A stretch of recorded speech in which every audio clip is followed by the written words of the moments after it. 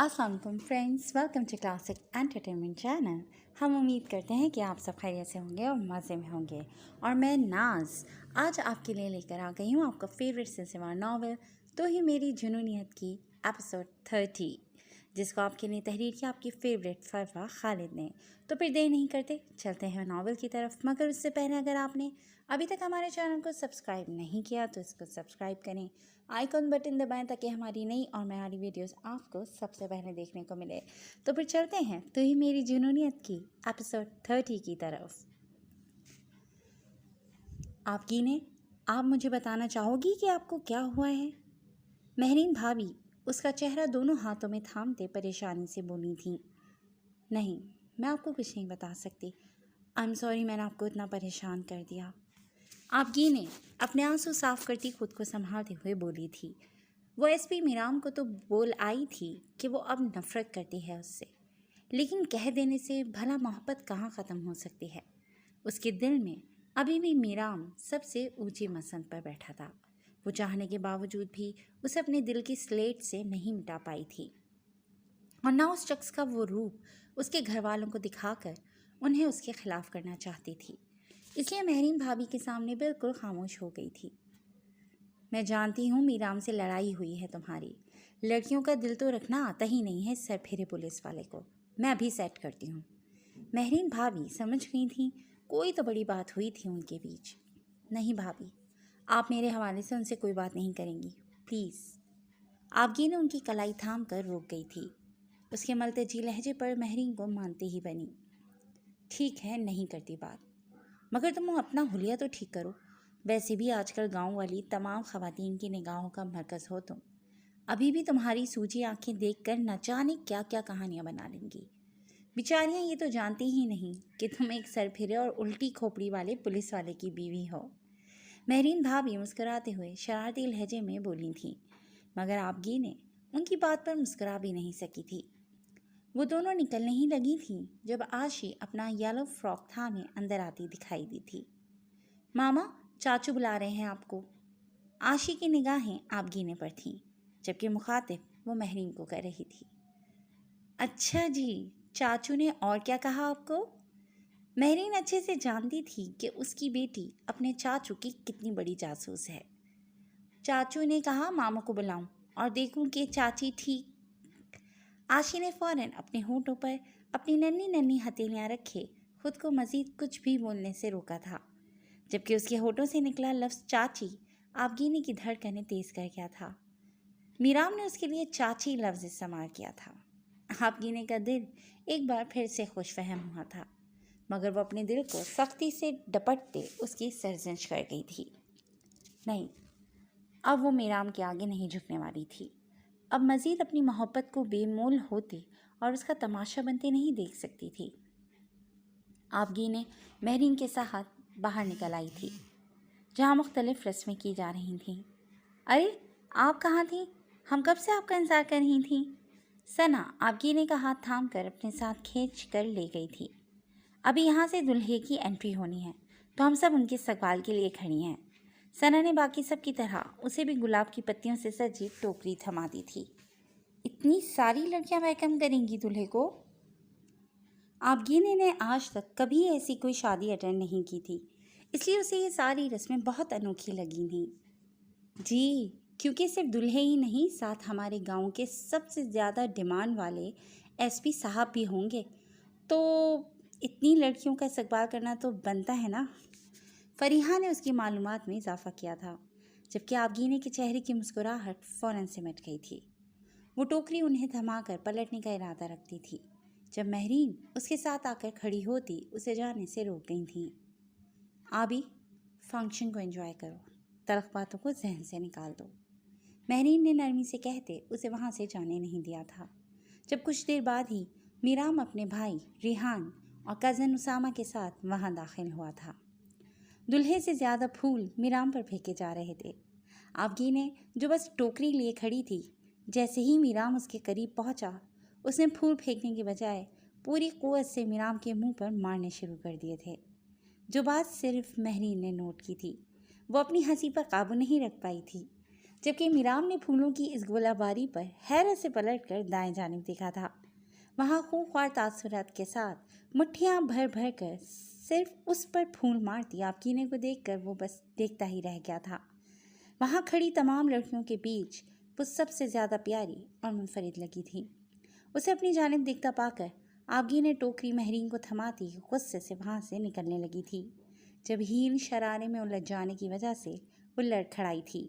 جب اسی پر ہی نگاہوں کا فوکس رکھے کھڑے میرام نے فوراً بازو پھیلا کر اسے اپنے حصار میں لیتے گرنے سے محفوظ رکھا تھا۔ وہاں موجود تمام افراد کی نگاہیں ان دونوں پر ہی ٹک گئی تھیں۔ نیہا نے کسمساتے آنکھیں کھولی تھیں۔ وہ اس وقت اسکان شاہ کے بیڈ پر لیٹی ہوئی تھی۔ اس نے اپنا زخمی ہاتھ آنکھوں کے سامنے کیا تھا جس پر بینڈیج کر دی گئی تھی۔ نیہا جو ابھی تک اپنی ہی سوچوں میں ڈوبی اپنا معائنہ کر رہی تھی، خود پر نگاہوں کی تپش محسوس کرتے اس نے دائیں جانب دیکھا تھا۔ اسکان شاہ اس کے برابر اس سے کچھ فاصلے پر بیڈ پر نیم دراز تھا۔ نیہا ایک جھٹکے سے اٹھی تھی جب اسکان اس کی کلائی دبوچ کر اسے بیڈ پر پٹکتا اس پر حاوی ہوا تھا۔ کس مقصد سے لایا گیا ہے تمہیں یہاں؟ اسکان اس کی دونوں کلائیاں تکیے سے لگائے اس پر پوری طرح سے حاوی ہوا، اتنی زور سے دھاڑا تھا کہ نیہا کو خوف کے مارے اپنی سانسیں رکتی محسوس ہوئی تھیں۔ جواب دو مجھے، ورنہ اس بار رحم نہیں کروں گا میں۔ اسکان شاہ کی آنکھوں سے وحشت ٹپک رہی تھی۔ نیہا سمجھ ہی نہیں پا رہی تھی کہ اچانک سے اسے ہوا کیا ہے۔ وہ کیوں خونی درندہ بنا اس کی سانسیں چھیننے کے در پر آن پہنچا تھا؟ مگر نیہا یہ نہیں جانتی تھی کہ وہ اس کے اندر کی حیوانیت میں 1% کمی لانے کا باعث بن گئی تھی، جو اسکان شاہ کو کسی قیمت پر منظور نہیں تھا۔ میں نے تمہیں بتایا تھا اسکان شاہ، میں یہاں خود اپنی مرضی سے نہیں آئی، مجھے لایا گیا ہے۔ اسکان کی بے رحم گرفت نیہا کے زخمی ہاتھ تک پہنچ چکی تھی، جہاں سے ایک بار پھر سے خون بہنا شروع ہو گیا تھا۔ نیہا کی تکلیف کے مارے حالت غیر ہو چکی تھی۔ وہ بہت مشکل سے جواب دے پائی تھی۔ کس مقصد سے لایا گیا؟ اسکان نے سر جما دینے والے لہجے میں اپنی بات دہرائی تھی۔ وہ ہونٹ بھینچے بہت مشکل سے اپنے ہاتھ کی تکلیف پر قابو پانے کی کوشش کر رہی تھی اور آنسو بہانے میں الگ ہلکان ہو رہی تھی۔ وہ یہ بات تو نوٹ کر چکی تھی کہ آنسو دیکھ کر تو اسکان شاہ پر الگ ہی حیوانیت سوار ہو جاتی ہے۔ تمہیں جان سے مارنے کے لیے، نیہا نے صاف گوئی سے جواب دیتے اسکان شاہ کو ایک بار پھر اپنی ایمانداری سے دنگ کر دیا تھا۔ یہ عام لڑکی نہیں تھی، اس میں کوئی تو خاص بات تھی جو اسے خاص طور پر اسکان شاہ کا بنا کر بھیجا گیا تھا۔ نیہا نے جواب دیتے سختی سے آنکھیں میچ لی تھیں۔ اسے لگا تھا اسکان اس کی بات سن کر اس کا گلا دبانے میں 1 سیکنڈ بھی نہیں لگائے گا، مگر چند سیکنڈ کے گزرنے کے بعد اسے اپنی گردن پر جلتے ہوئے کوئلے کا گمان ہوا تھا۔ پلیز، نیہا کی کمزور سی پکار پر اسکان شاہ نے اپنی لال آنکھیں اٹھا کر اسے دیکھا تھا۔ کس نے بھیجا ہے تمہیں؟ اسکان شاہ کے اگلے سوال پر نیہا کا چہرہ زرد پڑ گیا تھا۔ وہ میں نہیں بتاؤں گی۔ نیہا نے فوراً نفی میں سر ہلایا تھا۔ کیوں؟ اسکان نے اس کے بالوں کو مٹھی میں دبوچتے اس کا چہرہ اٹھا کر اپنے چہرے کے قریب کیا تھا۔ تم اس انسان کو مار دو گے۔ نیہا اس کی وحشتیں سہتی بمشکل بول پائی تھی۔ اس کے ہاتھ سے خون بہتا تکیا بھگونے لگا تھا۔ تو تمہیں کس نے کہا کہ میں تمہیں نہیں ماروں گا؟ اسکان شاہ کا اگلا نشانہ اس کے ہاتھ تھے۔ مجھے مارنے کا مطلب ہوگا کہ تم مجھ سے ہار گئے ہو، اور میں اتنا تو جانتی ہوں کہ اسکان شاہ کو بھی نیہا عالم کی طرح ہار پسند نہیں ہے۔ ایک حیوان کب کیا کر جائے کچھ نہیں کہا جا سکتا، اس لیے مجھ سے امیدیں وابستہ کرنے کی بیوقوفی مت کرنا۔ اسکان کی داڑھی کی چبھن سے اس کی حالت خیر ہو گئی تھی۔ اسے اپنا پورا چہرہ جلدا محسوس ہوا تھا۔ اسکان کی بات پر اس نے گہرے گہرے سانس لیتے استہزائیہ نگاہوں سے اس کی جانب دیکھا تھا۔ اسکان اسے وارن کرتا اس کے اوپر سے اٹھنے ہی والا تھا جب نیہا اس کا کالر اپنی سخت گرفت میں دبوچتی اٹھنے سے روک گئی تھی۔ نیہا نے اسی کا سہارا لیتے چہرہ اوپر اٹھاتے اس کے چہرے کے نہایت قریب کیا تھا۔ میں خوش فہمیاں نہیں پالتی، بلکہ جو کہتی ہوں وہ کر کے دکھاتی ہوں۔ تم مجھے کبھی نہیں مار سکتے اسکان شاہ، مگر میں تمہارے سامنے اس بات کا دعویٰ کرتی ہوں کہ ایک دن تمہاری حیوانیت انسانیت میں بدل کر دکھاؤں گی۔ تمہیں بھی عام انسانوں کی طرح درد ہوگا، اذیت بھی ملے گی اور تڑپو گے بھی صحیح، اور دنیا کا سب سے طاقتور جذبہ محبت کے مریض بھی بنو گے۔ نیہا نے اس کی وحشتناک لال آنکھوں میں جھانکتے اس کے چیلنج کیا تھا، جس پر اسکان شاہ طنزیہ لہجے میں ہنسیا تھا۔ دیکھ لو نیہا عالم، کہیں ایسا نہ ہو یہ سب کرتے کرتے خود ہی ختم ہو جاؤ، کیونکہ میں وہ پتھر ہوں جس سے ٹکرا کر تم خود کو لہو لہان تو کر دو گی، مگر اس میں ذرا سی دراڑ بھی نہیں ڈال پاؤ گی۔ جب اسکان اس کے ہونٹ کے زخمی کنارے پر چوٹ کرتا اس کے پاس سے اٹھ گیا تھا، جبکہ اس کے جاتے ہی نیہا نے اپنے کب سے رکے آنسوں کا بند توڑ دیا تھا۔ وہ کمبل سر تک لیتی پھوٹ پھوٹ کر رو دی تھی۔ تمہیں ایک دن خود سے محبت کروا کر رہوں گی، چاہے اس کے لیے اپنی جان بھی کیوں نہ قربان کرنی پڑ جائے۔ تمہیں تو ضرور تڑپا کر رہوں گی، یہ بھی ضد ہے میری، اور نیہا عالم اپنی ضد پر کمپرومائز نہیں کرتی کبھی۔ نیہا بے دردی سے اپنے آنسو رگڑتے ایک عزم سے بولی تھی۔ ارزم ایک میٹنگ اٹینڈ کرتا اپنے آفس میں آیا تھا جب اسے اس کی سیکرٹری کی کال آئی تھی۔ سر، مہرما سکندر آپ سے ملنا چاہتی ہیں۔ سیکرٹری کی بات سنتے ارزم کے ماتھے پر لاتعداد شکنیں نمایاں ہوئی تھیں۔